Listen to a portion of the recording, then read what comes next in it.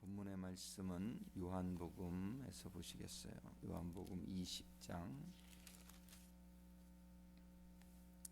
1절부터 요한복음 20장 19절부터 23절까지 같이 보시겠습니다. 요한복음 20장 19절부터 23절까지 합독하시겠어요. 이날 곧 안식 후 첫날 저녁 때에 제자들이 유대인들을 두려워하여 모인 곳에 문들을 닫았더니 예수께서 오사 가운데 서서 가라사대 너희에게 평강이 있을지어다. 이 말씀을 하시고 손과 옆구리를 보이시니 제자들이 주를 보고 기뻐하더라. 예수께서 또 가라사대 너희에게 평강이 있을지어다. 아버지께서 나를 보내신 것 같이 나도 너희를 보내노라. 이 말씀을 하시고 저희를 향하사 숨을 내쉬며 가라사대 성령을 받으라.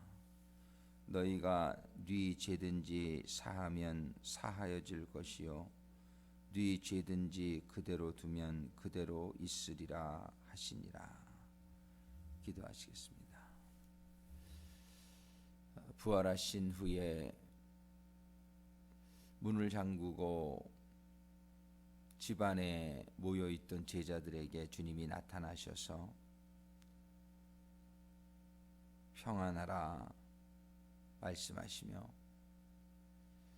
성령을 받으라 말씀하신 주님의 말씀이 이 아침에 저희들에게도 임하는 아침이 되게 해주시고 주님의 이 음성이 주님의 이 주신 말씀의 뜻이 저희들에게 잘 깨달아지는 가운데에 정말 주님의 성령으로 충만함을 받아 아버지께서 주님을 이 땅에 보내신 것과 같이 주님께서는 저희들을 이 세상에 또한 보내신다고 말씀하셨는데 주님이 아버지의 보내신 사명을 잘 감당하신 것처럼 저희들도 주님의 보내신 사명을 잘 감당하는 성도들 되게 하여 주시옵소서. 예수님의 이름으로 기도드립니다.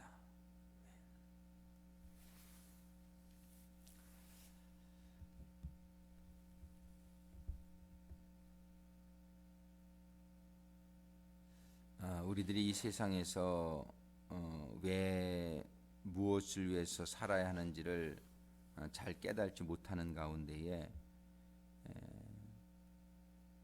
우리들의 삶은 방향성을 잃어버리고 이 세상이 인도하는 대로 살아가는 많은 사람들의 모습을 우리들이 보게 됩니다. 오늘 본문의 말씀을 통해서 주님께서는 21절에 보면 너희에게 평강이 있을지어다 말씀하신 후에 아버지께서 나를 보내신 것 같이 나도 너희를 보내노라 이 말씀을 주세요.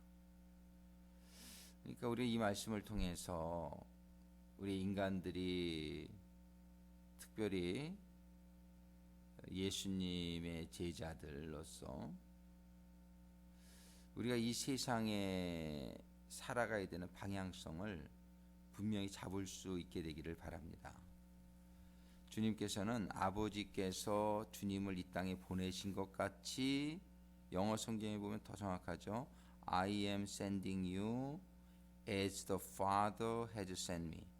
아버지께서 예수님을 이 세상에 보내신 것처럼 나도 너희를 이 세상에 보내노라. 이 말이 그렇게 어려운 말씀이라고 생각하지 않습니다. 정말 이 말씀대로라면 우리는 예수님이 이 세상에 사신 것처럼 우리도 살아야 된다라는 사실을 우리가 분명히 할 수 있죠. 예수님이 이 세상에 가지셨던 사역의 방향과 그런 모든 일들이 바로 우리들에게 주어진 것이다. 이런 사실을 우리가 깨달아야 되는데 우리는 이러한 하나님의 말씀에 대해서 잘 모르고 있는 가운데에 사람들은 교회를 다닌다 해도 그 삶의 방향성이 예수님과 같이 같은 사명을 가지고 이 세상에 정말 살고자 하는 사람들은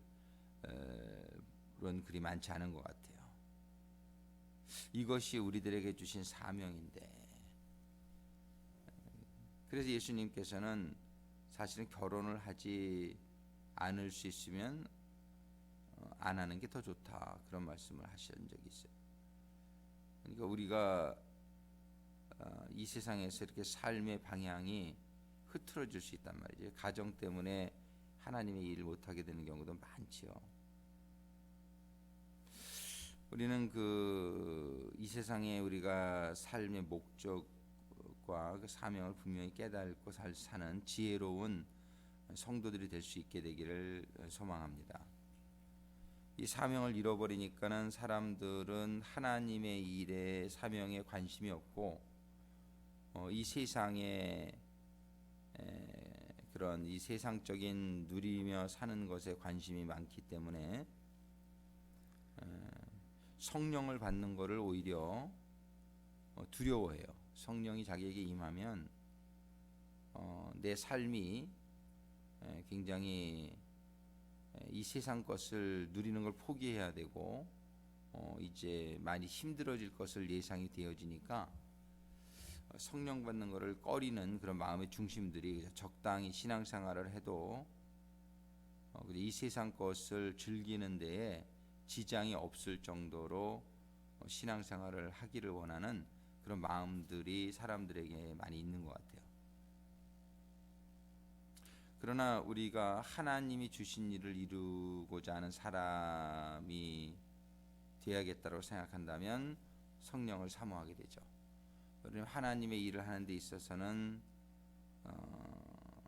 우리 성령을 받지 않고는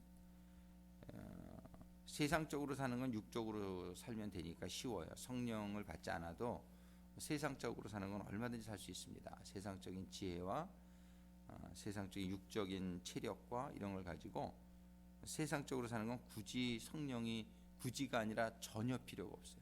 오히려 성령을 받으면 세상적으로 사는 게 바더가 되죠. 자꾸. 그러니까 아예 성령을 받기를 원치 않아요. 받기를 원치 않아요. 그게 사실인 것 같아요. 그러니까 사람들은 그냥 이 세상적으로 살기를 원해요. 그래서 그들의 삶 가운데는 하나님의 일은 전혀 일어나지 않습니다.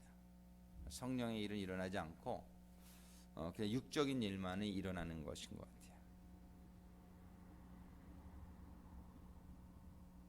이런 현실 가운데에 성령을 받으라 그러니까 마음에 부담이 되죠. 성령을 받으라 그러면 그냥 그런 자리에 가고 싶지 않죠. 왜냐하면 성령 받으면 피곤해지니까. 성령 받으면 이 세상적인 것 바더가 되니까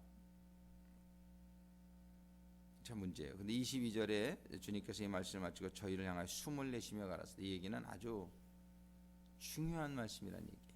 숨을 내쉬며, 아주 심호흡을 하시면서 제자들에게 아주 꼭 이렇게 해라 하는 말씀이 뭐냐면 너희는 성령을 받으라. Receive the Holy Spirit. 너희는 성령을 받으라. 이 성령을 받으라, 이 말씀을 숨을 내쉬면서 말씀하십니다. 이 성령을 받지 않으면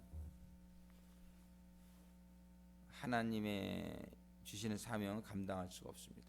예수님께서도 30살에 세례 받으시고 물 세례 받으시고 나올 때 성령 세례를 받은 다음부터 실질적인 사역의 일을 감당하는 일이 시작되는 거예요.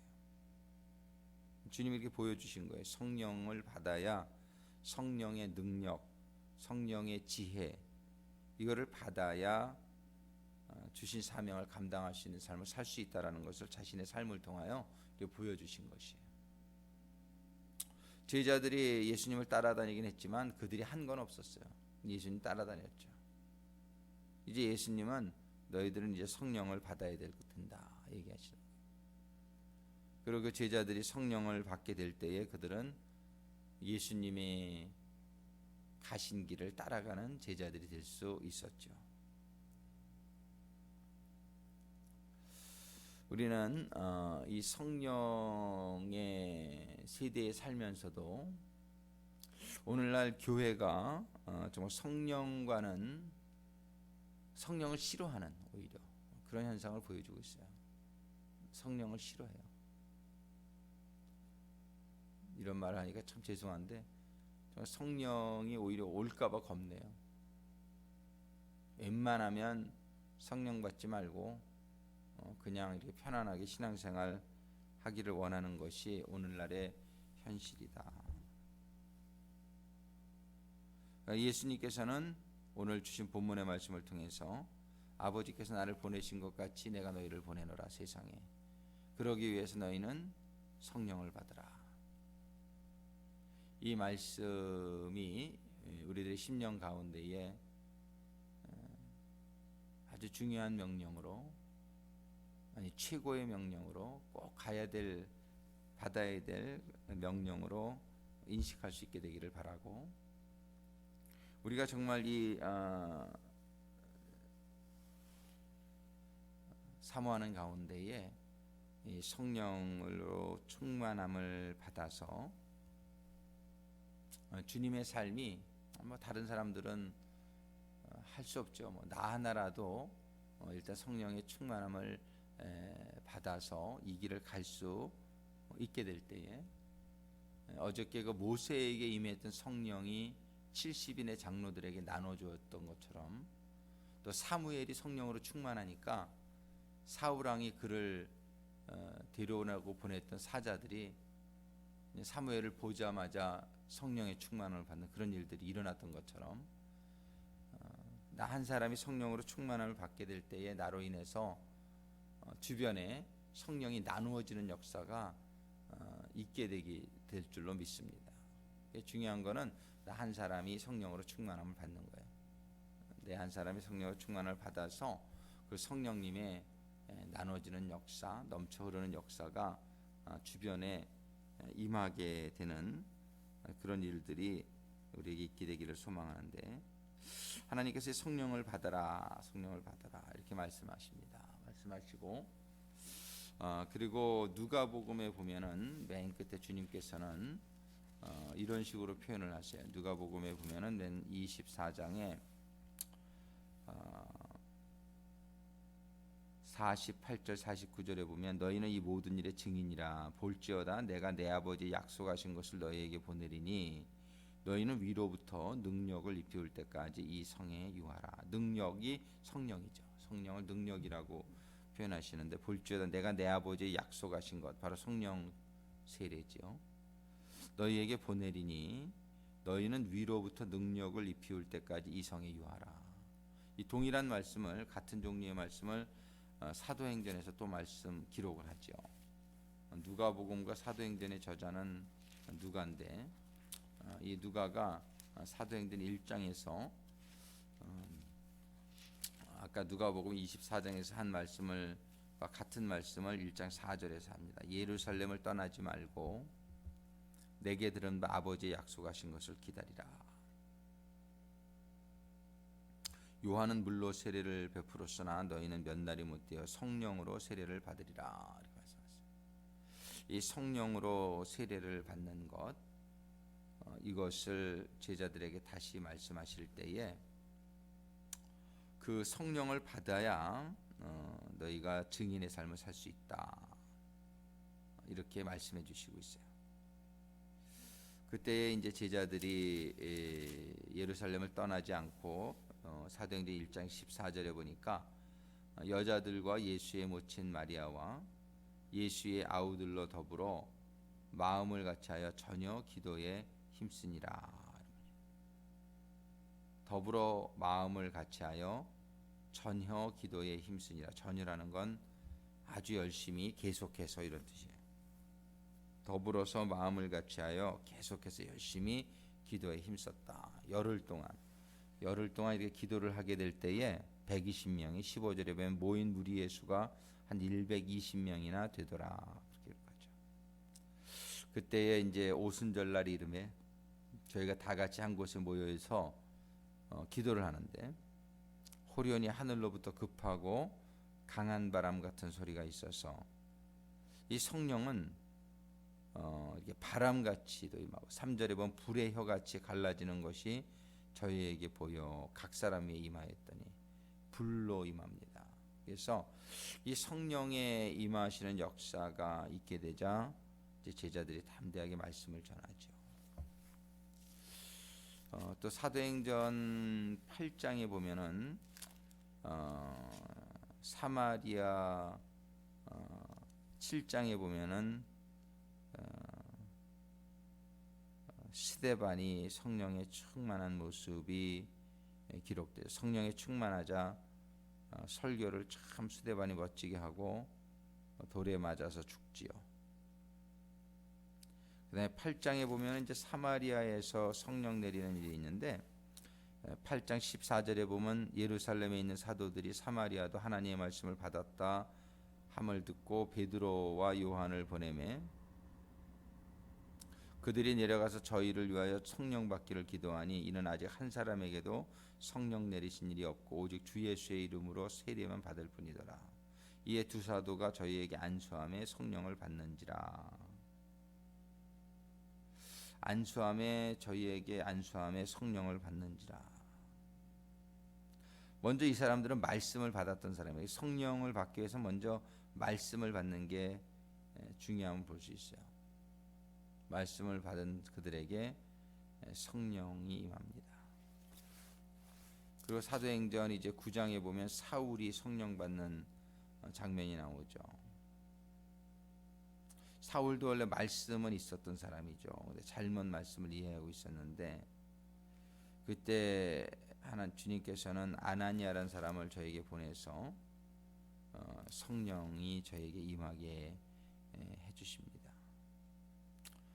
9장 17절에 보면 사도행전 아나니아가 떠나 그 집에 들어가서 그에게 안수하여 가로되 형제 사울아 주 곧 네가 오는 길에서 나타나시던 예수께서 나를 보내어 너로 다시 보게 하시고 성령으로 충만하게 하신다.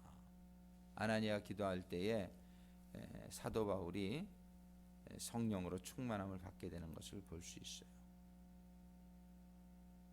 아까 사마리아는 베드로와 요한이 기도할 때, 사도행전 여기 9장 사울의 경우는 아나니아가 기도할 때, 그러고 나서 이제 고넬료 집안 사람들이 모여서 기도를 할 때에 성령께서 고넬료에게 환상을 주셔서 가서 베드로를 초청해라. 그래서 사도행전 10장 44절에 보면 베드로가 이 말할 때에 성령이 말씀 듣는 모든 사람에게 내려오시니 베드로와 함께 온 할례 받은 신자들이 이방인들에게도 성령 부어 주심을 인하여 놀라니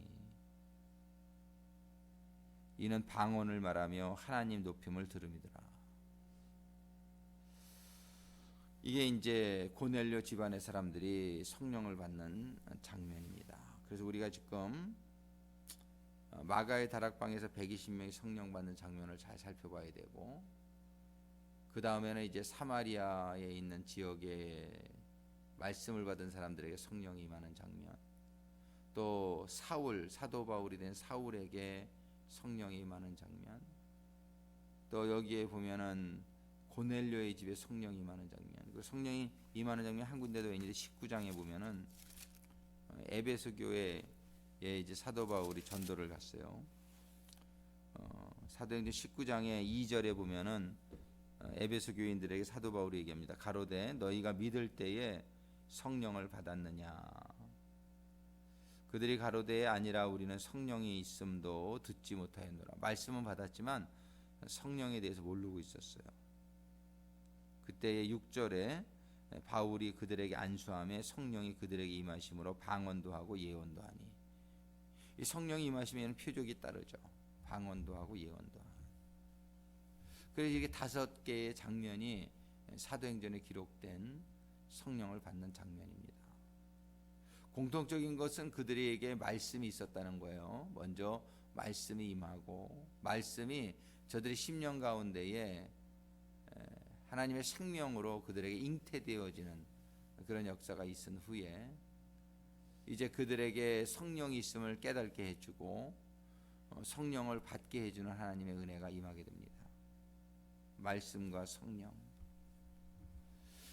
우리에게 지금 말씀이 임해 있습니다. 우리에게는 말씀이 임해 있는데 이 말씀을 받은 이후에 말씀의 결론은 뭐냐면 너희는 세상을 따라 살지 말고 하나님의 예수님처럼 살아라. 이게 말씀인 줄로 믿습니다.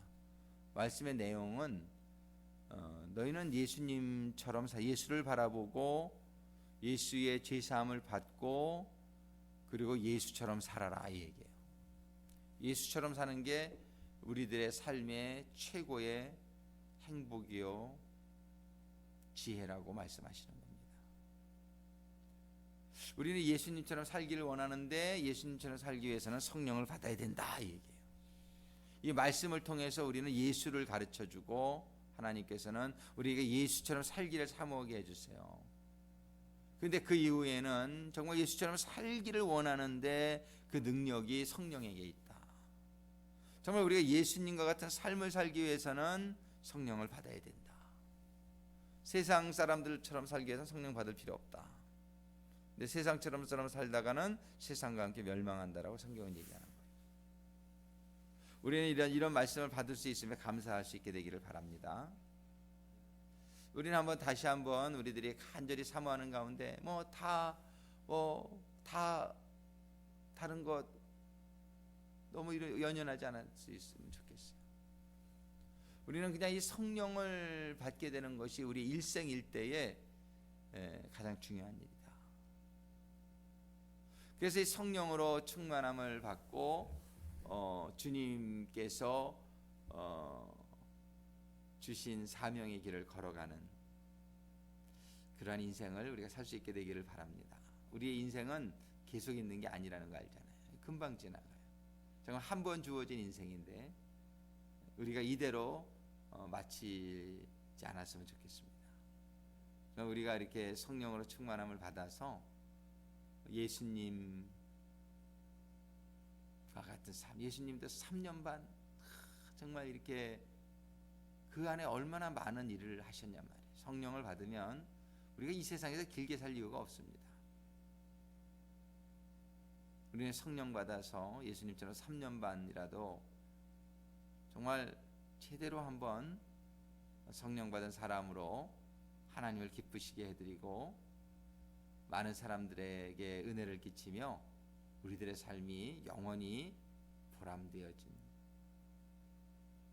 정말 하늘나라에 들어가서 주님의 잘했다 칭찬해 주시는 칭찬을 받으며 주시는 생명의 면류관을 받는 그런 하나님의 자녀로 주님의 제자로 영광의 보좌에 앉게 되는 그날을 우리가 바라보면서 오늘날 우리가 이 세상의 어떤 다른 것에도 마음을 빼앗기지 아니하고 성령의 충만함을 받는 데에 집중하는 그러한 우리가 될 수 있기를 간절히 소망합니다. 기도하시겠습니다.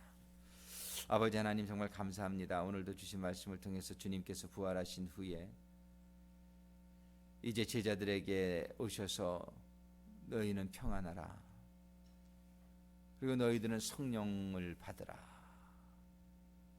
말씀하신 주님의 음성을 저희들이 받게 해주셔서 감사합니다. 아버지 하나님 저희들이 정말 이 주님의 음성을 가슴에 담고 이제 오늘부터 다시 한번 작정하고 성령의 충만함을 위해서 기도하며 간구할 때에 아버지 하나님의 성령의 이 마가의 다락방의 역사가 아버지 하나님 사마리아인과 바울과 고넬료 집안 사람들과 에베소 교인들에게 임했던 이 성령의 충만한 역사가 아버지여 아버지여 저희들에게도 임하는 축복 허락하여 주시옵소서.